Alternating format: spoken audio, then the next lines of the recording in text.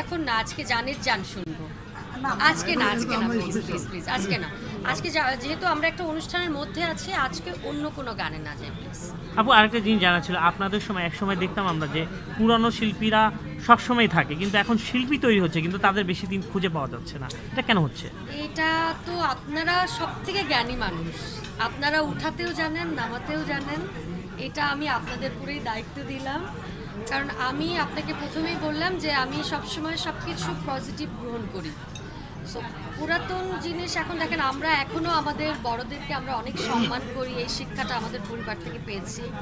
আজকে আখি আপুর অনুষ্ঠান, আমরা কিন্তু আমার অন্য কাজ ছিল কিন্তু চলে এসেছি কারণ আখি আপুকে অনেক ভালোবাসি। আপু আপনাদের সময় যখন দেখতাম আমরা ক্লোজ আপ অন ছিল এবং প্রোগ্রাম হতো, চুল বিষয় করে শিল্পী তৈরি হতো, এখন যারা করছে তারা নাকি ব্যবসা করছে, যারা শিল্পী তৈরি করছে, যেই প্রোগ্রামগুলি করছে সেটাকে আপনার কাছে ব্যবসা মনে হচ্ছে? আমি তো এটা মনে করছি না, কারণ ধরেন আপনাকে কেউ ঠকিয়েছে, আপনার কাছে মনে হবে দুনিয়া সবাই আপনার কাছে খারাপ।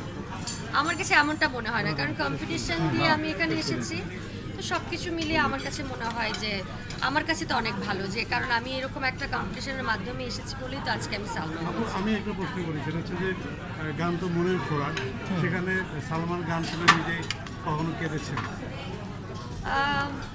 কেঁদেছি বলতে আমার গান শুনে আমি ওরকম কান্না করা হয়নি, তবে রিসেন্ট দুটো গান আমি করেছি, এই গান দুটি শুনে আসলেই আমি একটু কেঁদেছি। আপু আমরা একটু এই গান দুটো আমার সামনে রিলিজ হবে, খুব খুব তাড়াতাড়ি আপনারা পাবেন, তখন আই হোপ এবং আপনাদেরকে রেখেই আমি এটা মানে রিলিজ করব।